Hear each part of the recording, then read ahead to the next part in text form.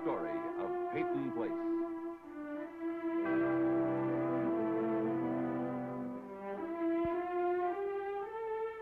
Starring Dorothy Malone as Constance Mackenzie, Ed Nelson as Michael Rossi, Mia Farrow as Allison Mackenzie, Ryan O'Neill as Rodney Harrington, Barbara Parkins as Betty Anderson, Tim O'Connor as Elliot Carson, Christopher Connolly as Norman Harrington.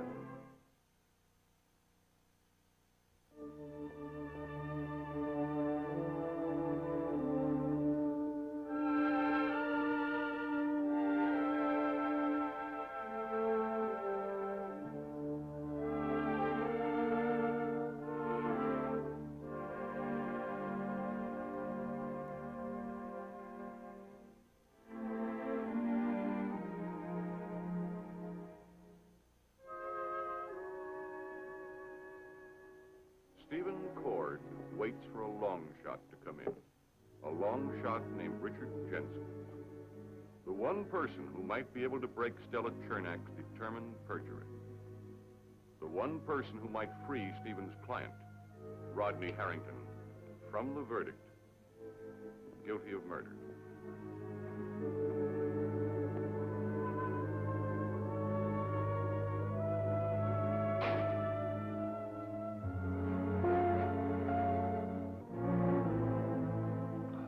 Mister? Oh, yeah. I'll have, whatever he's having. With or without a cinnamon stick? Surprise me.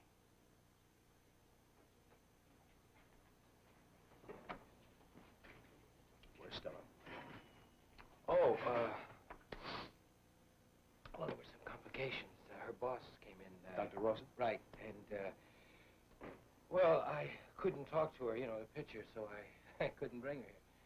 It's the second time you struck out. What do you want me to do? You want me to pour chloroform all over her head and stick her in a sack? That'll be 25 cents, please.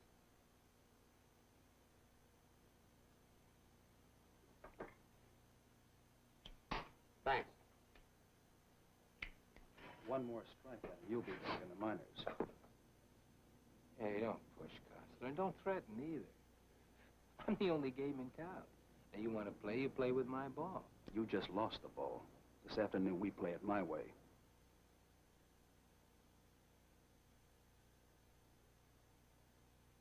How do you drink this stuff? 5 o'clock, the hospital parking lot. We wait for Stella together. So you'll be at my office at 4:30. Yeah. And don't take any wrong turns this time. We face Stella together or you use that return ticket. Like I said, don't push, Counselor. I like to travel. 4:30, my office.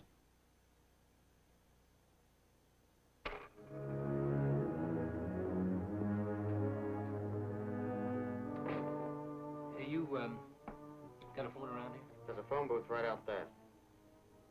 Oh, yeah. Thanks.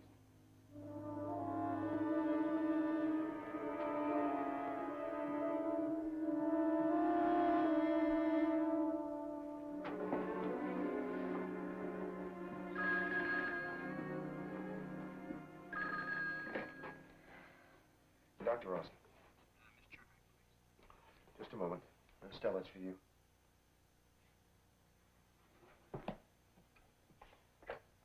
Hello? Miss Chernak? This is Fred Jetson, Blair. I was into the hospital yesterday talking to you about your medical supplies. Mr. Blair. Well, there's been a slight change in my schedule. Oh.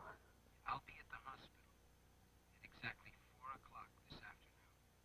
Will my order be ready for me then? I don't know. But you do know what can happen if there's a delay in my plan. I mean, I'll have to make my rounds. There's so many people I'll have to talk to. Yes. Well, I'll see what I can do. 4 o'clock. 4 o'clock.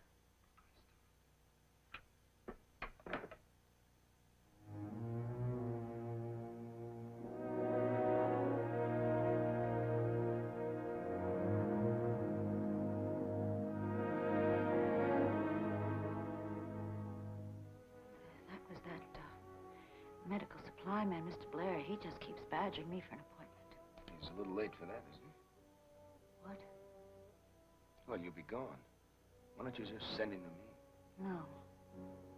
I'll see him. Maybe it will save you some time. I don't mind. No, I'll do it. I said I would. I'll do it.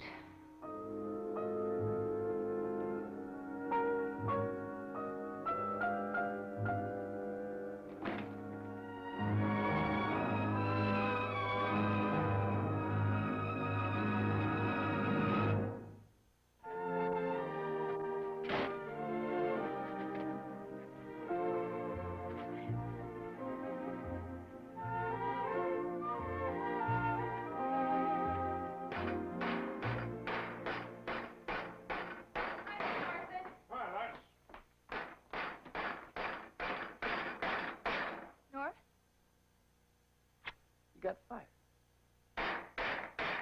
No lunch break. I tried to call you. Why aren't you eating?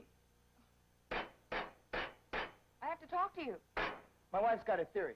Two can live as cheap as one. If she's got something to say, let us say it. Well? You have to have dinner tonight with your grandfather.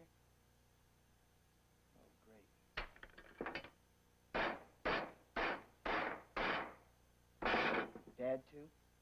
No, just you and me. Can't you figure some way we can get out of it? We can't. Well, at least me. Won't you tell him I'm sick or something? No. I know he blames me for this mess Rod's in, and I won't be able to stand it. Forget it. But I am to blame. No means no. Rod's in jail because no one believes him. No one believes a Harrington anymore. We've set a great record for lying. Well, that's one family custom that's going to stop. You're not busy, you're not sick, you're not anything. You're going. I am not going. I'm going to be sick by dinner time, and I'm not kidding. Why? I'm scared. That's stupid. It's not stupid. Have you ever been to the Peyton house? No. Have you ever been to a proper dinner party? Have you ever met Martin Peyton? Well, you've got nothing in the world to worry about. I'm going to give you a condensed course in etiquette. Only take a few minutes, and you'll be off and running.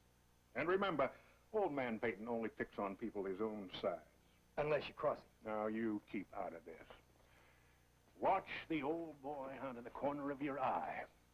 He won't see you because he's not seeing so good these days. Now, if he's playing the king, he'll start things first, like sitting down to the table, beginning to eat, and so forth, and all you'll have to do is follow along. But if he's playing the gentleman, he may want you to start the festivities. Me? That's right, you. Now then, the first thing to do is smile. You see, you start with a fork and the spoon on the outside, and you work in toward the plate. Smile. I can't smile when I'm scared. Oh, sure you can. Try now. Try. Try. Head up. Shoulders erect. And smile. Remember, Norman's going to be there to fish out of the fire. And you've got to look as if you're absolutely certain that he can do it. Now then, let's see. Oh, here we are. Guess who? Hannah! Hannah! Where are you, Mrs. Cord? Where are you? Where are you, Mrs. Cord? Yes, Mr. Peyton. Do you think this waif of Norman's belongs in the Peyton family? Definitely. No. Why not? Why not? Why not, Mrs. Cord? She's, puny. Puny. Well, you're a mite puny yourself, Mrs. Cord. Really, Martin? May I see you to dinner, my dear? One moment, if you please. I insist that you call me Mrs. Harrington. Bravo! Bravo!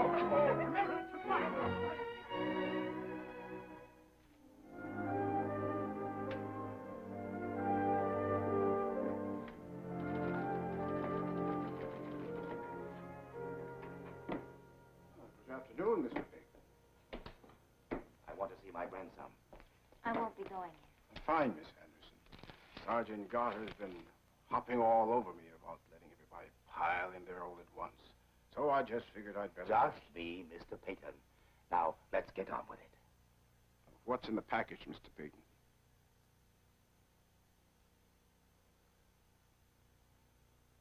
Gunpowder. Ammunition. I intend to urge my grandson to stage a breakout. Can I take a look, Mr. Peyton? No, you cannot. All incoming packages have got to be checked. Regulation. I want to see my grandson now. Sorry, sir. All right. Snoop, if it justifies your position. This is a world where all respect is vanished. Regulations, Mr. Peyton. Just show this to the guard. And thank you, Mr. Peyton. Can I help you with that? I can manage. Why don't you go out and arrest somebody?